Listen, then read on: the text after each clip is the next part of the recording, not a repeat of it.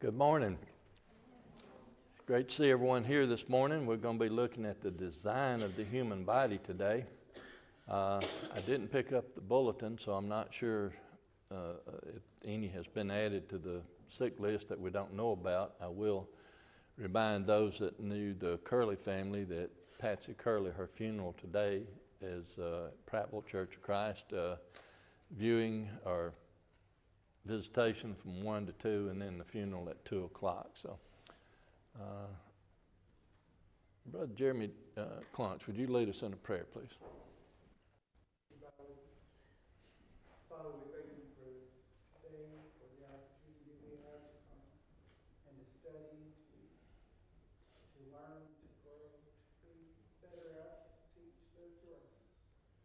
Father, help us to continue to build our faith and to every day be able to be stronger and better able to take advantage of those opportunities.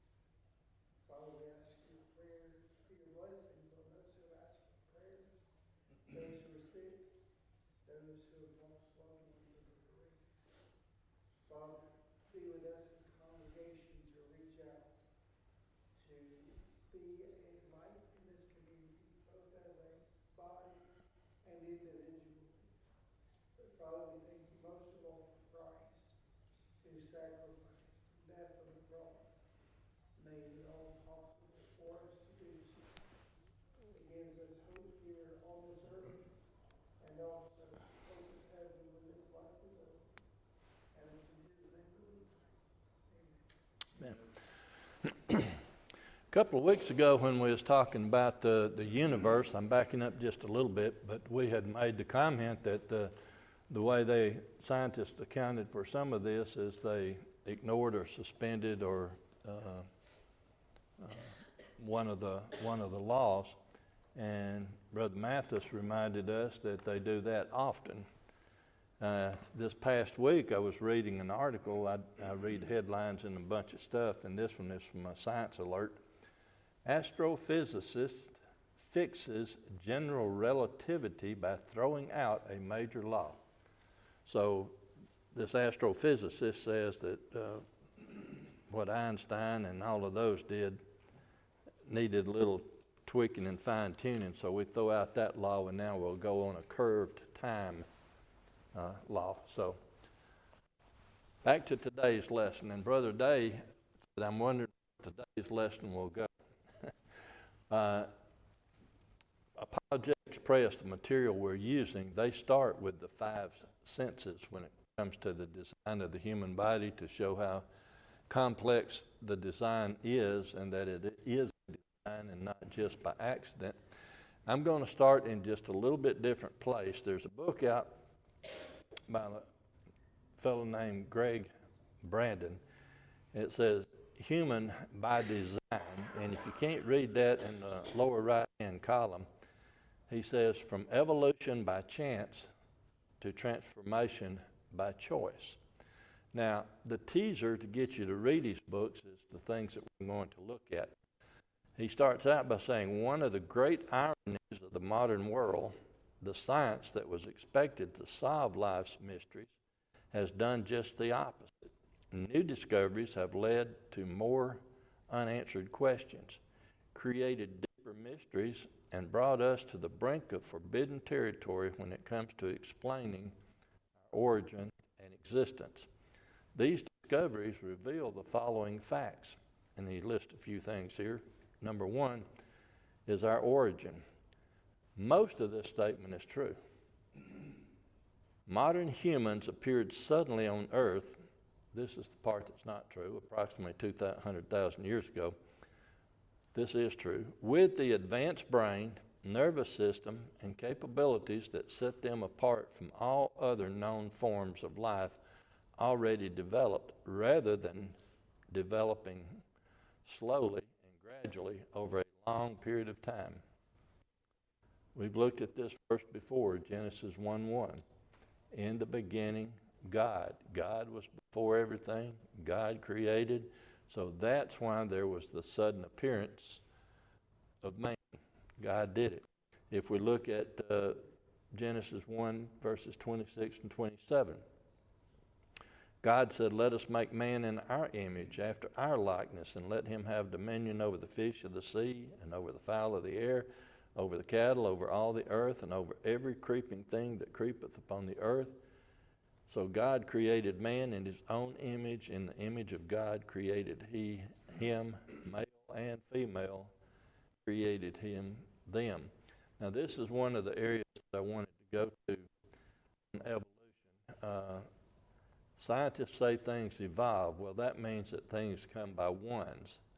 But if things come by ones, how did they develop into something else? They had to be pairs. God created male and female. He knew there needed to be a pair. We're going to look at this a little more later, but his second fact is missing physical evidence. Yes, sir. Since he puts man back 200,000 years, would he put all other things that he listed hundreds of thousands of years even before that? I did not read his book, so I'm assuming he would. I just saw the book cover and read the teaser and said, "Hey, there's some information here." So, but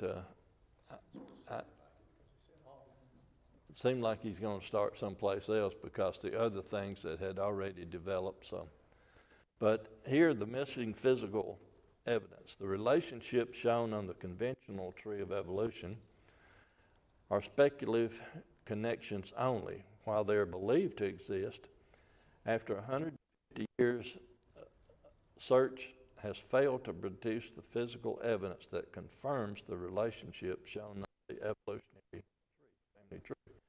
They try to go through and show the missing links and all like that. However, how many of you are old enough to remember the Peltdown Man? The school after 2012 probably never heard of him, but supposedly he was discovered in 1912 in a gravel pit in England, and he was the missing link. Well, in 2009 they started doing some research into it, and in 2012 they come to the conclusion that it was the biggest scientific hoax of all times. What he had done, the fellow that discovered it, or claimed to have discovered it, took a human skull and an ape jaw and put them together with a lot of other fragments. So, new DNA evidence. New DNA evidence, a comparison of DNA between ancient Neanderthals, previously thought to be our ancestors, and early humans, tell us that we did not descend from the Neanderthals. Knew that all along. Oh, I didn't put it up there, excuse me. Of course, many of us knew that all along. You see, in Genesis 1:28, God said, "Bless them," and God said unto them, "Be fruitful and multiply, replenish the earth, subdue it, and have dominion over the fish of the sea, over the fowl of the air, and over every living thing." Now this is Adam and Eve he's talking about, whom he created. Then in Genesis chapter 9 and verse 1, after the flood, when the waters settled down and Noah and his 3 sons and all the wives leave the ark, they are again told, God blessed Noah and his sons and said unto them, "Be fruitful and multiply and replenish the earth." You see, I've said this before in a different setting, but if we had a family tree, an ancestral tree big enough, and if we had the ability, every one of us in this room and in this world, at some point, we have a common ancestor. It might go back to Shem, Ham, Japheth. It might go back to, but from there it goes all the way back to Adam. So, fourth fact was a rare DNA fusion. Advanced genome analysis reveals that the DNA that sets us apart from other primates, including our advanced brain and nervous system, is the result of an ancient and precise fusion of genes occurring in a way that suggests something beyond evolution made our humanness possible. The DNA suggests something beyond evolution. I'll talk more about DNA at the end of the class if I'm going to make time to do it. Okay. The fifth fact was our extraordinary abilities. Our extraordinary abilities. We are born with the capacity to self-heal, to self-regulate, longevity, to activate and enhance. I keep forgetting to do that, excuse me. Enhance immune response and to experience deep intuition, sympathy, empathy, and ultimately compassion, and to do each of these on command. Have you ever thought about that first statement in there that self-heal? If something just evolved and could not self-heal, for instance, if blood didn't clot, that critter's not going to last very long, so where's the next one going to come from? Oh, the next one says, well, the first one failed at this, so now I got to make sure I do this. It just doesn't make sense. This is sort of a side note, but every cell in the human body replicates and replaces itself everything from 2 weeks from the taste buds up to 10 years, except 3 items. Can anybody tell me what those 3 items are that are with you? Well, 2 of them are with you from birth, and another one's added a little bit later. Your brain cells do not reproduce. They do not get replaced. Now, the hippocampus, lately they're saying that some of it may regrow. The second one is the eye lens, the lens on your eye. So the brain cells and the lens of your eye are with you from birth to death. And then when you get your teeth, tooth enamel does not replace itself.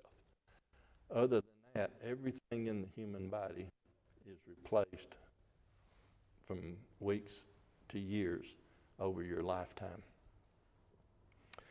And then when it comes, when it's talking about your longevity, what does the Bible tell us in Psalms 90 and verse 10?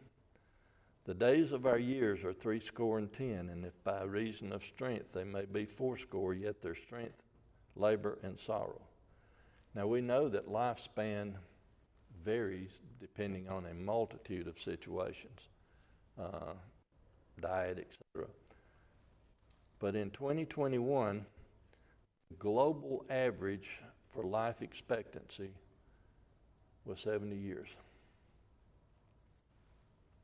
Now let's get to some of the things that Apologetics Press wants us to look at. They start with the eye. And just this part of the design of the eye is amazing. How can anyone think that that just happened to come into existence? Well, in Proverbs 20 and verse 12, and this is talking about the eye and the ear, it says, the hearing ear and the seeing eye, the Lord hath made even both of them. Let's go into the eye a little bit farther and look at the retina. Now, while this is on the screen, I want you to take a real good look at it. You see where the optic nerve is? It is not at the very center of the back of the eye, and we'll talk about that in just a moment. But along the retina in the back of the eye are the rods and the cones. And the rods work at very low-level light. They're basically for our night vision. They don't have anything to do with color. That's why at night it is so difficult to see color. If something hadn't got light on it, you basically see in grayscale. The cones are the light receptors. And you've got about 6 million of those. You've got over 100 million of the rods, but about 6 million of the cones. They help you with color. And there's three basic types: a blue, green, and a red. And out of those three, they say that we can come up with that the average person can see, distinguish about 1 million colors. And many of those are packed right at that little spot there, which is almost directly horizontal in line with the lens, and most of them are there because that's the part that gets the most light. That's the one that helps you look at things defined. Now, I said most people, they estimate that the average is about 1 million colors that people can see. Well, I'm one of those rare breed of people that see much less in color. And the next slide is going to demonstrate what I'm talking about. I asked my wife when I decided to put the slide up if she saw a number in that slide, and she said, yeah. I don't see a number. I told her don't tell me what it is because I didn't want to know till the class here. I have no clue if there is a number in that chart or not. So some of my cones are either damaged or missing or not working the way they're supposed to work. Now, I'm not totally colorblind. I can see colors. I just can't tell when it gets into certain shades and all. And a few weeks ago, my son even added an app on my phone, so all I have to do is push a button and hold it, and it'll tell me what color I'm looking at. That helps me in my closet to take out my different colors. Also, each of your eyes, for the average person, they see about 190 degrees visual field, which is about right here. Any of you ever have a test where the doctor comes up and says, tell me when you can see? And they're trying to check your peripheral vision. And if you notice that, there is an overlap in there, that the left eye will see about 155 degrees. Your right eye will see about 155 degrees. So there's this overlap. Now, I mentioned earlier to pay attention to where the optic nerve is in the eyeball. And that is because if you look at that chart up there, there is a blind spot in each eye. And it is where the light hits the optic nerve, because the optic nerve does not have any photoreceptors. You never notice it because one eye covers the other. And it's such a small area, and it's also just right at horizon and just a little bit below, because you also see 60 degrees up and 75 degrees down. So the eye itself is just an amazing, amazing thing. Question, comments before we get to the ear? So evolutionists have a very hard time explaining the eye because they can't tell where that start point would be. They have no thing. Now, recently they started studying, or they believe that there's a piece of the brain without the eye, the back of the brain, but it detects sound and it also detects light and strength of light. And so their belief is that, that's where the eye evolved from, but they still have a very difficult time, and that's what Darwin never could explain. And I think there's a quote talking about it too. Well, since you mentioned that, what are you taught in school about your senses? You're taught that there are 5 senses, correct?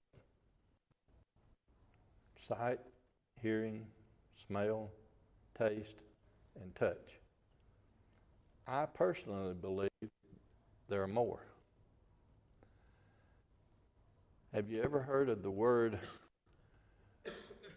proprioception? Proprioception.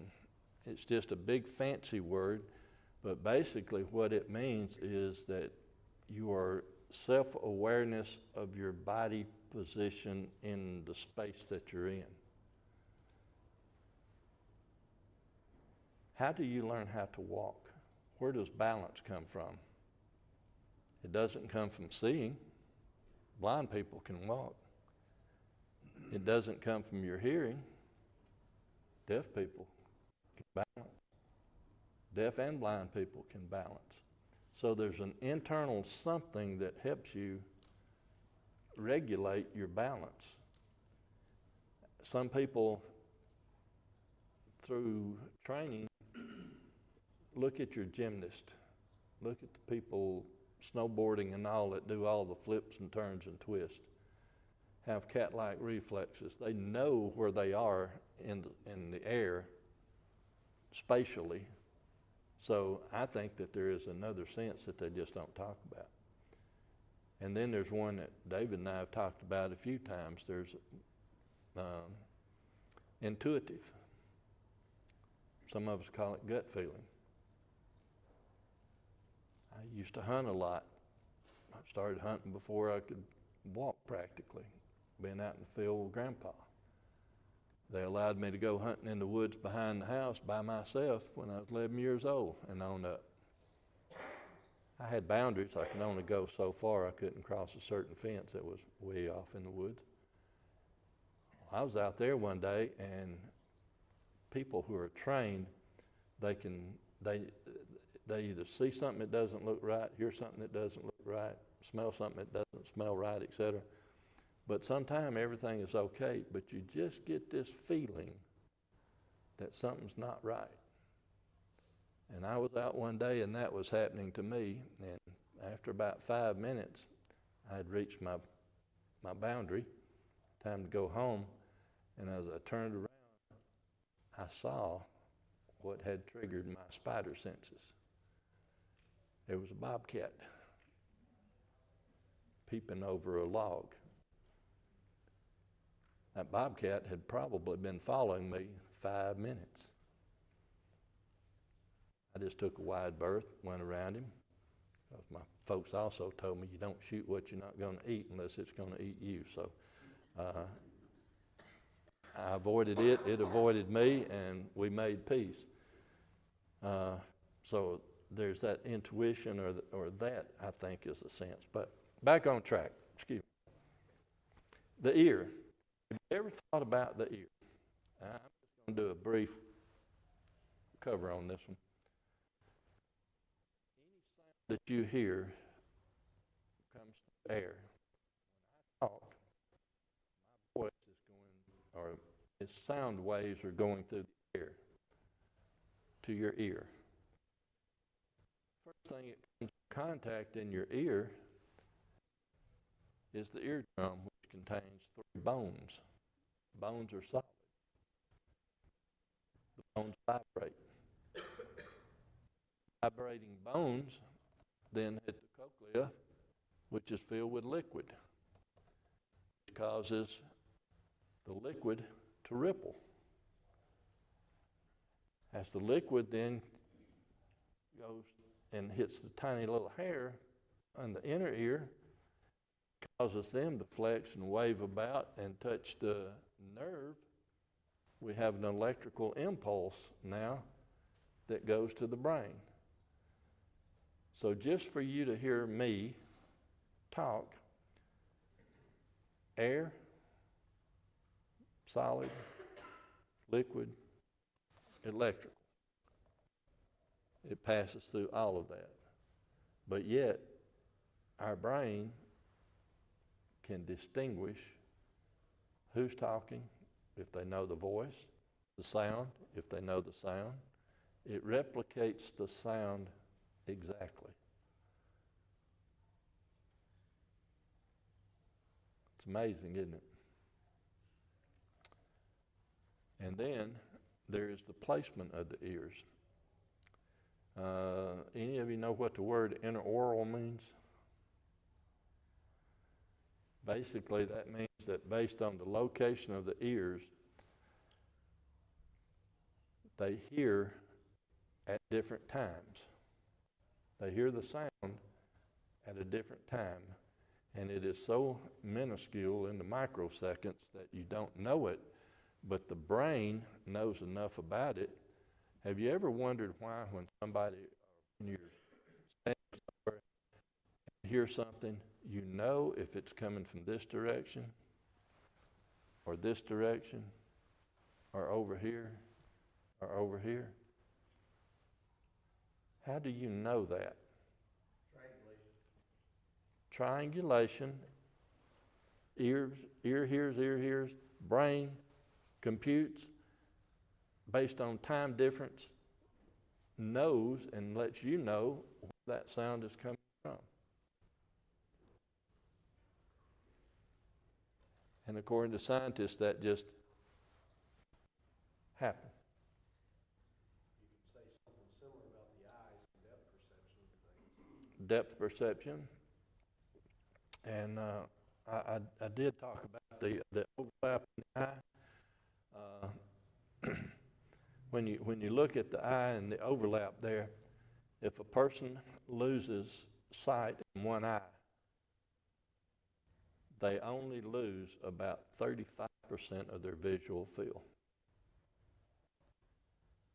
Now, when I teach weapons and gun safety and hunting and a few other things, I teach both eyes open when you're shooting because you want your whole visual field. Because if you close one eye when you shoot, you've lost 35% of your visual field. So in situations, particularly self-defense, you want your whole visual field in effect. But yes, sir. Eyes and ears all have that. Anything else on the ear? Or the eye?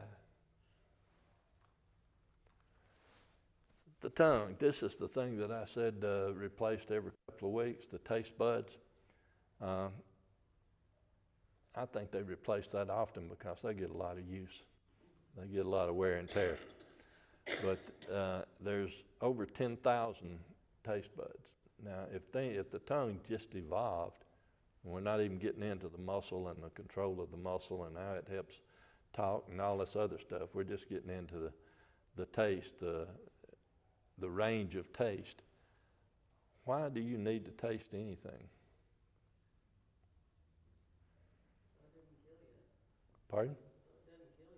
So it doesn't kill you. If you picked up some buttermilk that had been sitting on the cabinet for 6 months and started to drink it and couldn't taste it, what would happen? You're going to get sick.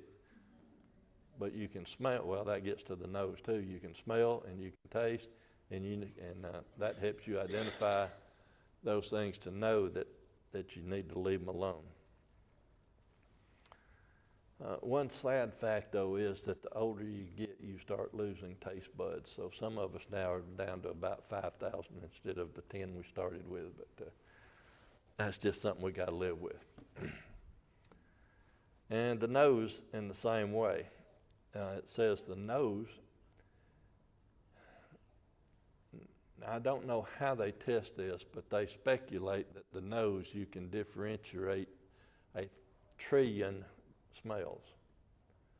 The only thing I know is that smell lasts, you remember smell more than you remember things by vision. It's something that if you've ever smelled something, particularly a bad smell, you recognize it immediately later. So then getting down to the skin. I know Miss Barbara being a nurse, she's probably thought of this a lot, but have you ever thought just how complex the skin is? You've got this little old bitty thin layer of skin called epidermis that is on the outside. It keeps things out, and it also keeps things in. And then you have the dermis under that. Notice how everything is very logically placed. Your sweat glands. What would happen if you couldn't sweat? You would overheat. Have you ever wondered why pigs love mud and water? Pigs don't sweat. The only way they can regulate their body temperature is by an external source, something cooler. So if we couldn't sweat, we wouldn't last very long. Notice that the vessels, the blood vessels and all, are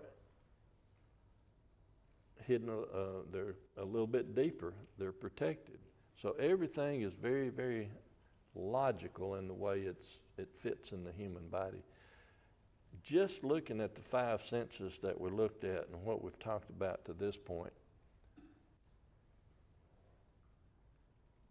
I believe that anybody that really looks at the situation with an open mind and an intelligent brain, they cannot say in good conscience that everything just happened.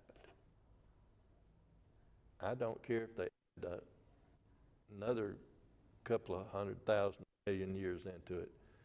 It just can't happen. There had to be a designer because everything is so perfect. Everything is in such good position.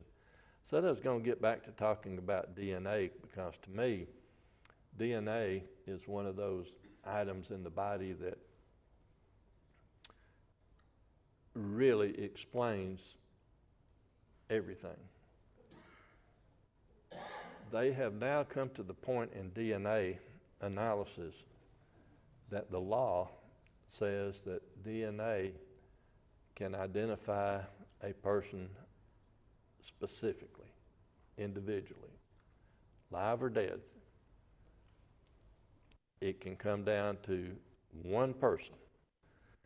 Now, the structure of DNA is referred to as a double helix matrix, and it resembles a twisted staircase.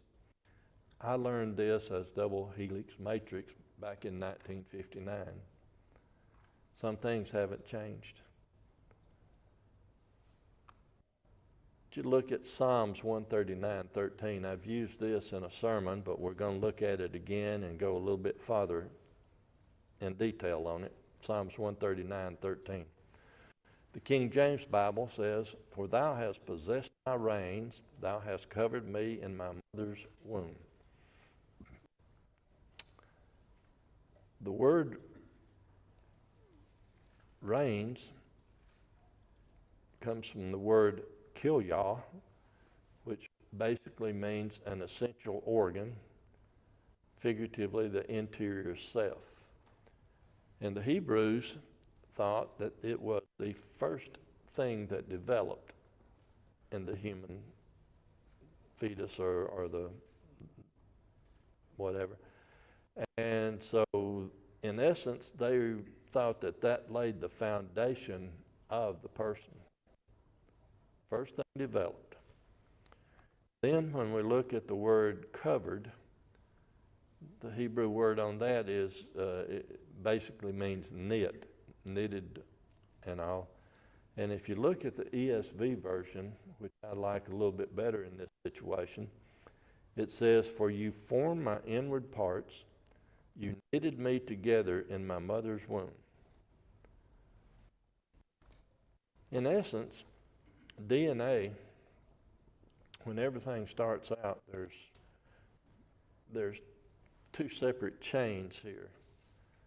The zygote, medically speaking, the zygote is the first thing that is developed, and half is from the male and half from the female.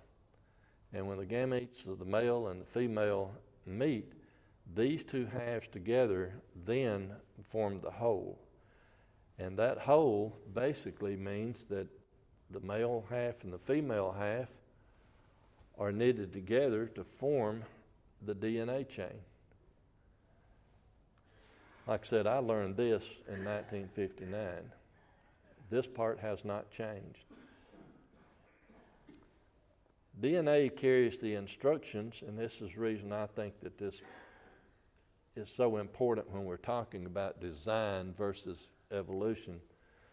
The DNA carries the instructions for the development, the growth, the reproduction, and functioning of all life. Everything has DNA that's alive. It does this by controlling the manufacture of the structural proteins and all. In humans, each cell normally contains 23 pair of chromosomes, which gives us a total of 46 cells. 22 of those are called autosomes. 22 pair of those chromosomes are called autosomes, which means that they are equally male and female. Muscle, you get muscle, you get everything. One pair, the last pair, pair 23, is called the sex chromosome, and that's where men and women differ. The males have an X and a Y, and women have an X. So, the human chromosomes, they range in size from 50 million to 300 million base pair. Now, if DNA controls everything,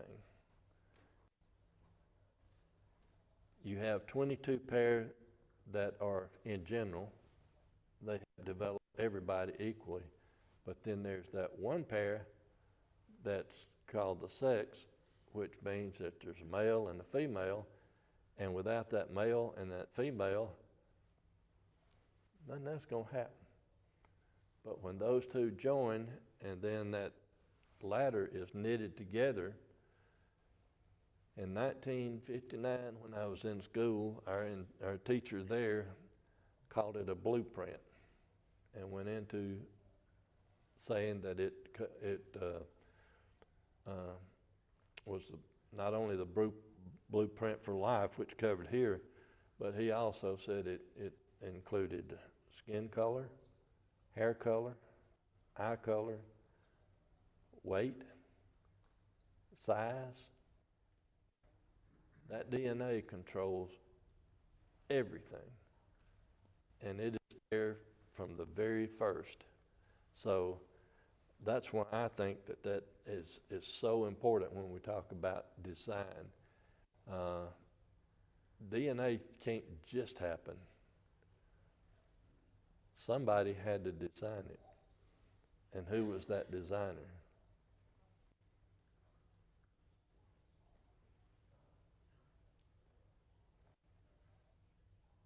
Who? God? Okay. Only one that could, right? Only one that's smart enough, only one powerful enough? Yes, sir. And so much now, you hear people saying that they were born the wrong gender, or they want to change their gender. Well, you can't. The old saying goes, it's in the genes. I mean, you're born one or the other. Now things do malfunction. There are issues that go back to DNA, certain Down syndrome and such. There are things that go wrong, but on the, and I don't even like to use the word normal, but on the or average, either way, but typically everything works the way it's supposed to. I come out not typical because I can't see, but different story. I've still made it 76 years without a problem. So, also taller than normal. Even inherit your bald hair. When we get back to color vision for a second, some of you ladies don't want to hear this, but it's your fault. Women are the carriers. Are women ever colorblind to a degree or totally? Yeah. How many of you ladies, when I put up that chart, could see a number? Most of you in here? All of you in here? The statistics, 1 out of every 3 men have a color vision issue to some degree. 1 out of every 200 women. So there's a major difference in the numbers there. But the women are the carriers for that, even though they rarely have it. So finished this faster than I thought I would. I've got 5 minutes left for just a good old conversation. Yes? This question, I was gonna wait and see where it fit in here. We kind of glossed over the word Neanderthal. Where did those people come from? Well, Caveman, as they call them. I don't know. I mean, you just talked about the genetics is not always perfect, so that could be a very well out of, an issue that happened, and then they created their own civilization, I guess, and then they get the people that are over there by themselves reproducing. Could they not evolve from that? So I've thought about that subject long and hard, and I can't come up with a good answer for it. Yes, sir. To my knowledge, DNA is not that thing as far as when they go back that far. They've not been able to recover it. So there, again, it's just a speculation based on fossil records that these things are different. We briefly touched on the fact that not only is that record often misinterpreted, sometimes it's entirely fabricated. So there's no proof that these things even exist, even though they are taught. They talk in a way that makes it seem irrefutable. And scientists even say that there used to be, it's amazing, they say there used to be giants, but the people that discovered the giants' bones, now the bones are missing. Had the bones come up missing. Now, if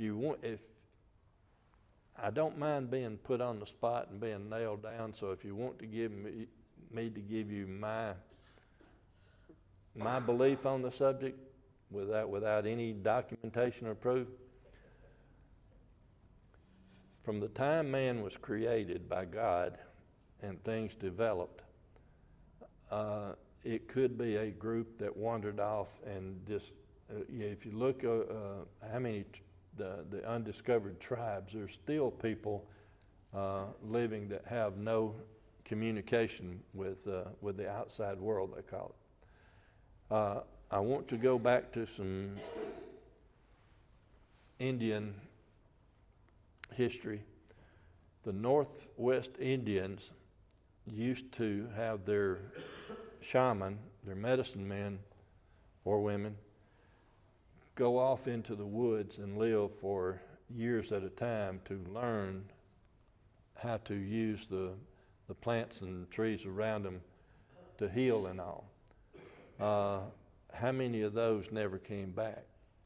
How come that the report of, and I'm going to get into cryptozoology now, how come up in the Northwest there are so many sightings of Bigfoot, but yet they can't find one? Couldn't Bigfoot just be some of those people that had wandered off from the main camp, found isolation working much better, wearing fur of the animals they killed, know how to hide? I know all of you thought when I was talking about the hair on the back of my neck and me being in the woods, you thought I was going to go Bigfoot, but I didn't. So there's a whole bunch out there that we just don't know. Something that always interests me and I always bring up is, if evolution is true, why don't we ever find people who are like half evolved? And why are they say we evolved from monkeys? Why do monkeys still exist? If we evolved from them, why didn't they all evolve? I've often thought of that too, and there's one in particular. Anybody ever heard of the Elephant Man?